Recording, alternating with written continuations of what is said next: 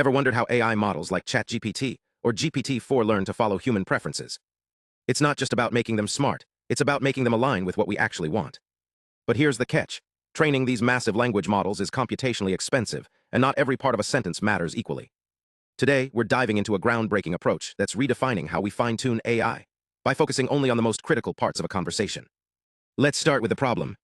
Large language models, LLMs, are incredible, but getting them to understand human values isn't straightforward. Traditional methods like reinforcement learning from human feedback, RLHF, rely on complex reward systems, which are slow and unstable. Then came direct preference optimization, DPO, which simplified things by using preference pairs, comparing two responses to see which one humans prefer. But even DPO has its limits. It treats every word in a response equally, which is inefficient. Here's where this new research shines. A team from Peking University realized that not all tokens in a sentence are equally important. Some words carry the weight of user preferences, while others are just filler. Their solution: a selective alignment strategy that identifies and focuses on the high-impact tokens, the ones that truly matter for alignment. So how does it work? Imagine you're a chef refining a recipe. You wouldn't adjust every ingredient equally. You'd target the ones that define the dish's flavor. This method does something similar. It compares the current model's predictions to a reference model, a stronger, more reliable version of the AI. By measuring the difference in their log probabilities, a way of quantifying how likely each model thinks a token should be there, it scores each token. The most critical ones get prioritized for optimization. The process has 3 steps. First, calculate alignment scores for every token. Second, pick the top K% of high-impact tokens. Third, fine-tune the model using a modified DPO that focuses only on those selected tokens. This reduces computational waste and improves alignment fidelity, meaning the model learns faster and follows human preferences more accurately. What's the payoff? The researchers tested their method on tough benchmarks like ArenaHard and MTBench. The results? Their Selective-DPO approach outperformed standard DPO and distillation methods.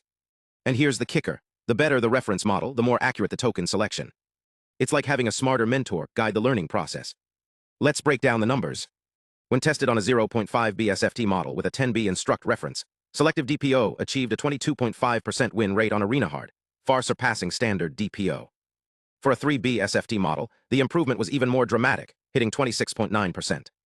These results aren't just about speed, they're about precision. By focusing on the top 40% of tokens, the sweet spot between too few and too many, the model avoids distractions while retaining critical details. But here's the catch. The method relies on the quality of that reference model. If the teacher isn't great, the student might not learn well. Also, it currently focuses on individual tokens, rather than the bigger picture of the whole response. However, researchers are already exploring ways to fix that, like incorporating context into the selection process. So why does this matter? As AI becomes more integrated into our lives, efficiency and alignment are critical. This approach doesn't just save resources, it makes training smarter.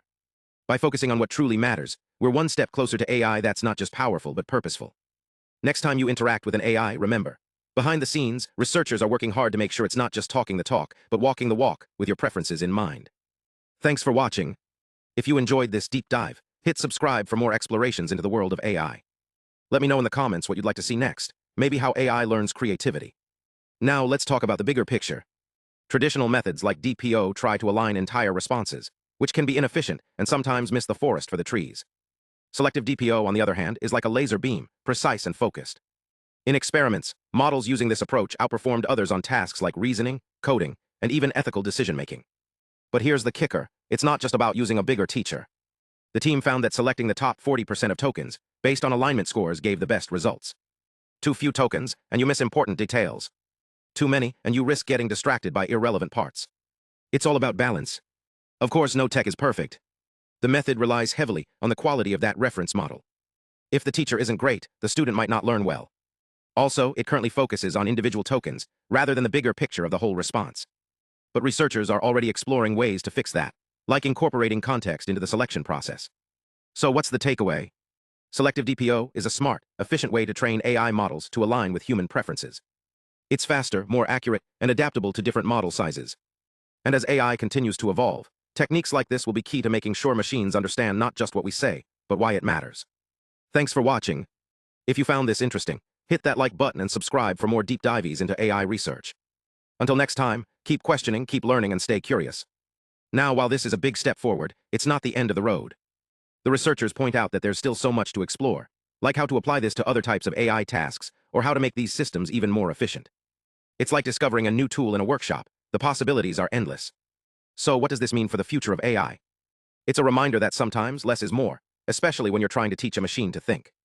And hey, if you're curious about how this all works in practice, stick around. We've got more on how these ideas are shaping the next generation of AI. Ever wondered how the researchers put their selective alignment approach to the test? They ran it through some of the toughest challenges in AI. Think of them like the Olympic trials for language models.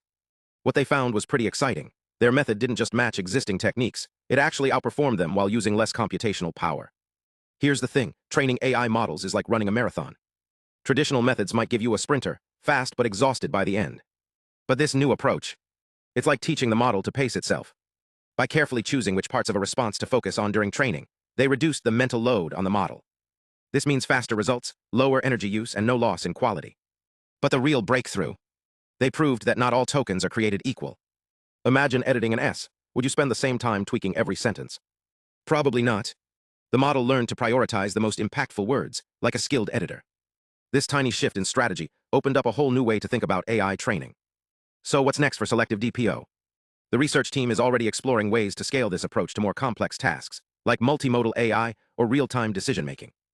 And as we continue to push the boundaries of what AI can do, methods like this will be essential in ensuring that progress is both powerful and purposeful.